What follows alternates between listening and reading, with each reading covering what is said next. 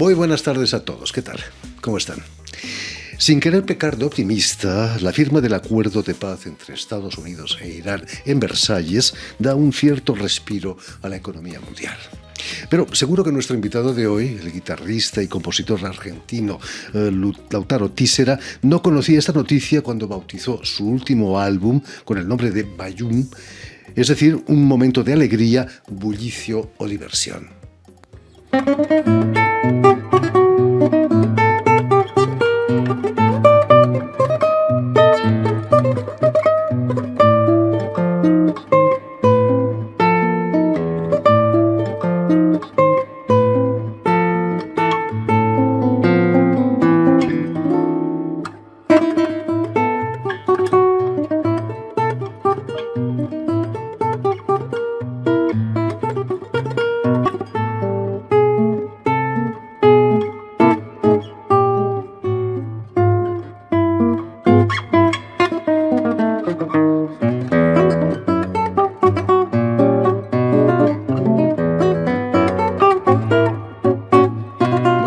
Lautaro.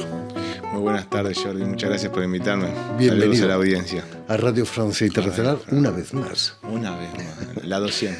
En este mundo en el que las noticias no son siempre buenas, necesitamos más que nunca milonga, música, tango.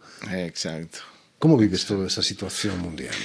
Bueno, uno trata de hacer música y llevar un mensaje un poco más optimista, ¿no? Que hay una salida después de esto. Esperemos, ¿no? Siempre. Estábamos escuchándote en un tango que se llamaba Cachivaches, Cachivache. Que pueden ser objetos viejos o rotos, pero también he leído que son los trastes de la guitarra, ¿no? Bueno, puede ser también pueden ser las personas como que no funcionan, no sirven. Yo empiezo a sentirme como un cachivache. Ah, tú te sientes, bueno, yo sentí que varios jueces eran cachivaches en Argentina, por eso le puse cachivache. También. Por cierto, ¿qué significa el título Bayún exactamente? ¿Cuál es la historia de este disco? Bueno, Bayún sale de Bayún, Yumba, que es un tango de Osvaldo Pugliese. Y bueno, yo siempre trato de buscar algún personaje del tango y a partir de eso proyectar, ¿no? Las composiciones, las interpretaciones, los títulos, digamos, un enfoque, ¿no? ¿Cómo decirlo? Contemporáneo, ¿no? Exacto. Entonces, y también le compuse un tango que era a otro gran del tango, a Leopoldo Federico. Bueno, y así puedo seguir. Pero también, además del tango, trato de en todos mis discos componer algo que tenga que ver con las músicas regionales de Argentina. Por ejemplo, la música del litoral, que puse una música que se llama Litoraleña, que escribí, ¿no? Y después, ¿qué otros ritmos puse ahí que no sean del tango? No. El malambo, pero el malambo tiene que ver con la provincia de Buenos Aires, de donde soy. En tus composiciones, Lautaro, sí. Usas armonías muy audaces. Estábamos hablando antes que podrían ser post-Piazzolla, ¿no? Bueno, yo no lo pienso así, pero es un halago viniendo. Yo lo tomo como tal. Yo me dejo fluir cuando no pienso en todo eso y después sí le doy un orden para que sea, ¿no? Pero no estoy pensando. Sale normalmente porque son músicas de raíz. Entonces uno puede tocar una milonga tradicional y después puede darse el lujo de no sé, de sacar su voz. Por supuesto. Vamos a hablar de tus raíces. Ay. Permíteme que recuerde a nuestros oyentes que has nacido en La Plata en 1980, en una familia muy vinculada con la medicina. Exacto. Eres sobrino nieto de un célebre cardiocirujano, pero era inevitable, imagino, para ti no empezar a estudiar medicina, ¿no? Claro. Yo empecé primero música y después quise estudiar medicina, pero la música, la composición, la guitarra, es como que le encontré ese lado espiritual a la vida. Pronto te das cuenta de que con la música se llega más directamente al corazón que con un bisturí, ¿no? Exacto. Va directo. Llega por los ojos, los oídos y llega al corazón. Aunque puede ser también muy triste para algunos, ¿no? Ciertas canciones traen recuerdos. No. Bueno, todos los estados anímicos son válidos. ¿no? Pero las canciones nos traen, nos evocan. Ese es el poder de la canción, ¿no? ¿Has visto llorar a gente del público alguna vez? Yo no, porque por lo general hay luces y veo así, estoy concentrado en la música, pero cuando termino muchas veces, bueno, me acuerdo, en Madrid la última vez que toqué, presenté el disco anterior, Rendezvous, y no, dicen que muy emocionados se fueron la gente, el público. No. Muchos argentinos, imagino, en el público. Argentinos, sí, muchos argentinos, también españoles, bueno, y de toda Latinoamérica, ¿no? Muchos, que les toca el tango, que les toca la música argentina, ¿no? Por supuesto. Lautaro, ¿es cierto que empiezas a tocar la guitarra copiando a tu hermano, que tocaba rock? Claro, en mi familia eran más folcloristas. Mi padre, mis tíos se juntaban en las reuniones familiares y tocaban folclore. No simplemente argentino, sino en esa época, ¿no? Atahualpa Yupanqui, los olimareños. Bueno. Y claro, uno cuando era chico era más familiar una letra de rock que hablaba de las actualidades. Pero bueno, después, viendo que con ese instrumento se podían hacer otras músicas, me enganché por ese lado. Y bueno, y no paré hasta hoy. Era un poco viejuno, ¿no? Como dicen el folclore. Bueno, es que no lo contextualizaba en ese momento con mi vida. Ese es el tema. ¿Cuándo empiezas? ¿A qué edad empiezas realmente a apreciar el folclore, el tango? Y a mí se me cayó un lagrimón cuando escuché a los 17, 18 años la primera vez a Dios Nonino. ¿A quién no? Bueno, ahí dije, upa. Y ahí empecé ahí es como que es una entrada, ¿no? Con una música más de raíz, ¿no? De raíz de ahí, Argentina, de Buenos Aires, ¿no? De la provincia, de las otras provincias de Argentina. Y bueno, me resultaba también más cercano tocar esas músicas.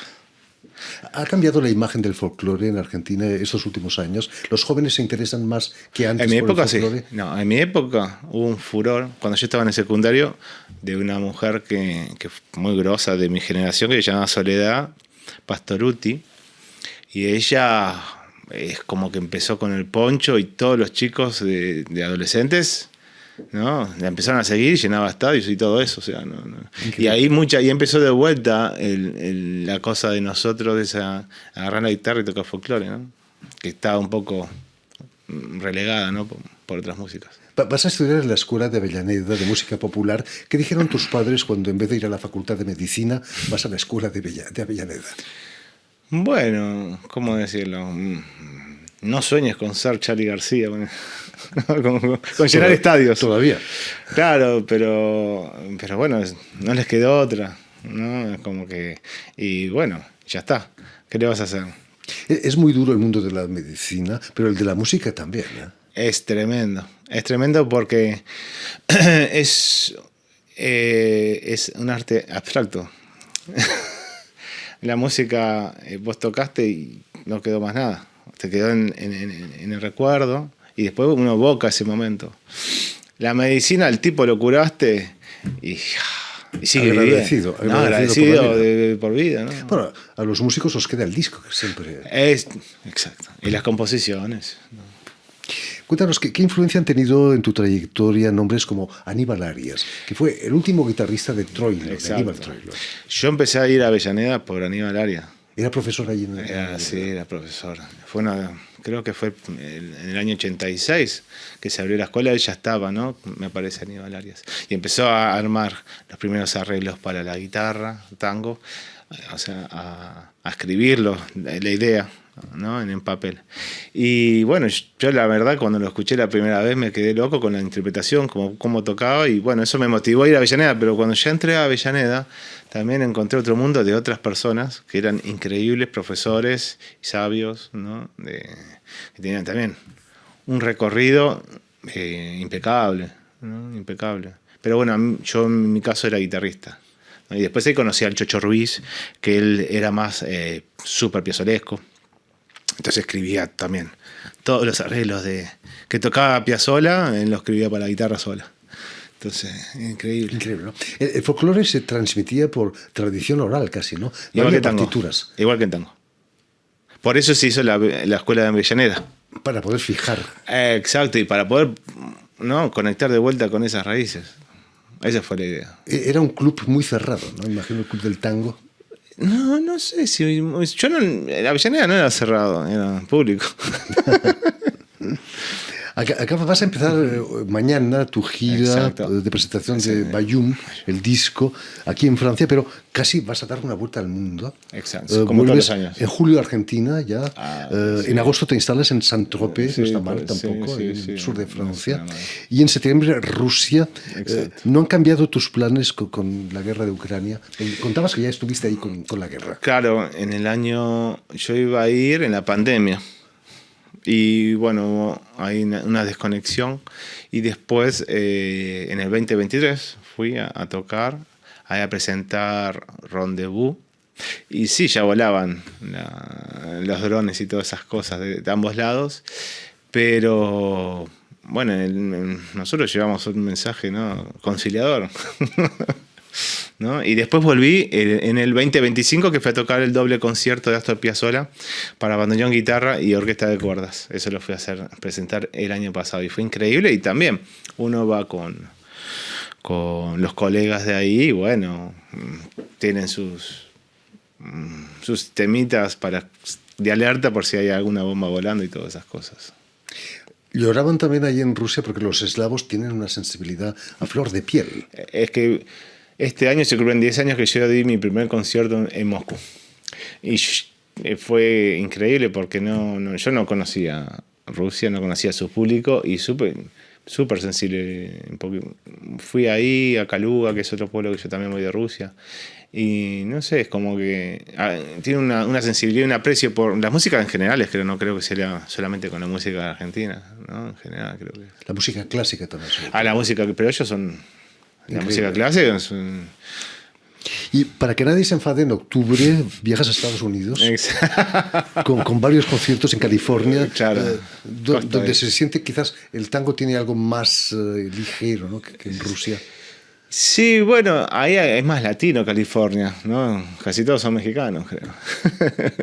Y después estadounidenses, me parece. Y después de todos lados, San Francisco también, son de todos lados. Es increíble. Es increíble. Y es increíble que siga gustando la guitarra, ¿no? Sola la guitarra, porque viste que hoy es como que si no haces es una cosa, un estadio, una cosa así, y uno es más intimista. Le gusta la reunión íntima. Por ahí no una cosa... Si viene vacío, bienvenido, pero es una música así de cámara, se puede decir. Sin quererlo, ¿no? Una vez que uno lo elige es lo que se da. Es que la música se puede sentir en un estadio, se puede oír, claro. Pero sentir es una pequeña sala. Sí, claro. La vibración de una cuerda en una sala no es lo mismo que en un gran escenario, que tiene tantos procesadores, tanta gente ahí que está recoteando. Acá es directo. Exactamente. ¿Cómo fue el proceso de composición y la grabación de Bayoum? ¿Nació durante tus viajes o fue aquí en Francia? Bueno, fue en Francia, gran parte, ahí en Toulouse, gran parte, y otra parte en mis viajes, en aeropuertos, en hoteles, en camarines, que se te van ocurriendo ideas y las vas apuntando, leitmotiv, ¿no? Los motivos. Y hay otras que salieron, que nunca me pasó. En este disco me pasó, no siempre me pasó, que salió ahí.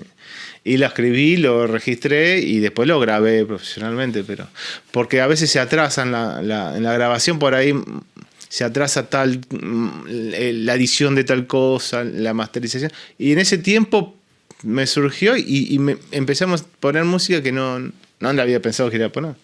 Por eso Boca Pugliese, que siempre es como el santo que nos ilumina a nosotros. Algo de mágico, ¿no? Claro, esas cosas que no tienen explicación científica. Si tuvieras que elegir una de las piezas del álbum que represente verdaderamente tu manera de pensar, ¿cuál sería?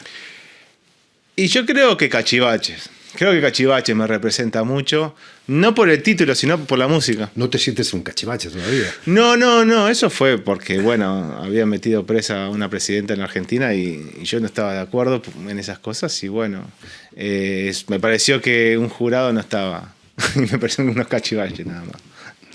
Después de tantos escenarios alrededor del mundo, Sí. ¿hay alguna experiencia, algún encuentro con el público que recuerdes especialmente? Moscú, Bueno, yo quizás. vengo de Japón. Estuve en octubre en Japón. Y también fue... Grandes guitarristas en Japón, ¿no? Te da vergüenza. Es que lo hacen muy bien todo. Sí, hasta escuchar. Y la verdad que, bueno, en Estados Unidos también. Todo, todo el público que viene es una persona muy sensible. El que va a escuchar una guitarra sola tiene que ser un temperamento poco común. Por supuesto. ¿No? Es como es algo más tranquilo, no es el bullicio. Yo que sé, en la milonga está la gente bailando, ¿no? Están ahí la música al palo de D'Arienzo, Biaggi, todas estas cosas bien movidas, y una super orquesta, y acá es algo más intimista. Pero las emociones seguro que son mucho más Son las intensas. mismas, ¿no? Y son las mismas emociones. Lo que uno transmite es la misma emoción que puede tener una orquesta de tango, pero nada más que estás con 6 cuerdas. ¿Serías capaz de transmitirnos un poco de esa emoción? Creo que tienes tu guitarra no muy lejos. Me siguió hasta acá. Me siguió hasta acá. Ya no la traje. ¿Qué podrías proponernos, Lautaro? Bueno, ya estuvieron escuchando, pasando ¿cómo es que se llama? Cachivaches. Cachivaches, así que podría tocar otra música mía que se llama Milonga Desesperada. Que es una milonga campera lenta, creo que las primeras que compongo lentas. Y digamos, así como vos dijiste, un poco más contemporánea, ¿no? Que es lo que, no sé, no es que yo quiera hacerlo, es lo que me sale. Pues vamos a escuchar a Lautaro Tísera en una milonga lenta compuesta por él, cuando quieras.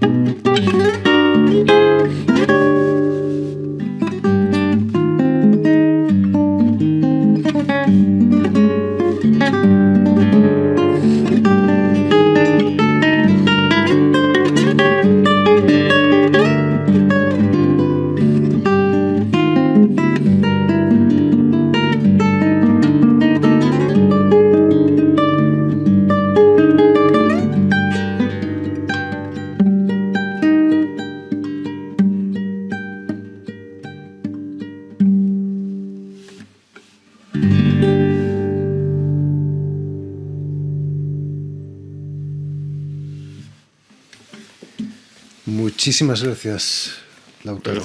Tiene algo de inquietante, algo de diabólico. Quizás sea por la afinación, ¿no? Quizás sea por la afinación. En fin, pues ya lo saben, si están aquí en París no pueden perderse la actuación del guitarrista argentino Lautaro Tísera el 24 de junio, si no me equivoco, en la Maison de l'Amérique Latine de París. 21 horas. ¿Perdón? 21 horas. A las 21 horas, por supuesto. Gracias de nuevo, Lautaro. Permíteme también que dé las gracias a Rohan Cuisenot y a David Brockway, quienes se han ocupado hoy de la dirección del programa, y también saludar a nuestros telespectadores, porque también los tenemos, que nos siguen en toda América, desde Chicago hasta la Patagonia, pasando por La Plata, seguramente, gracias a una cadena de televisión que se llama UCL, un canal latino que transmite desde Montevideo, por cierto, y también una red que se llama TAL, que reúne televisoras públicas y universitarias de todo el continente. Y a ustedes, muchísimas gracias por su atención y les damos cita para una nueva edición de El Invitado de Radio Francia Internacional.